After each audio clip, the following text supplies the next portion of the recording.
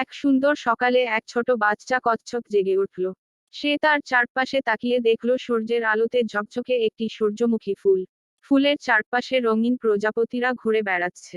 কচ্ছপটি ভাবল, আমি আজ নতুন কিছু দেখতে বের হব। সে ধীরে ধীরে এগিয়ে চলল। পথে একটি শামুকের সঙ্গে দেখা হলো।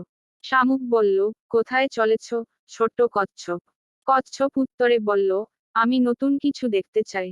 এগোতে এগোতে তারা একটি ব্যাঙের সঙ্গে দেখা করল। ব্যাঙ বলল, আমি তোমাদের সঙ্গে আসব। আমরা একসঙ্গে আরো মজা করতে পারবো। সবাই মিলে এগিয়ে চলল। তাদের পথের ধারে একটি ব্যাঙের ছাতার নিচে ইঁদুর বসেছিল। ইঁদুরটি বলল, তোমরা কোথায় যাচ্ছ?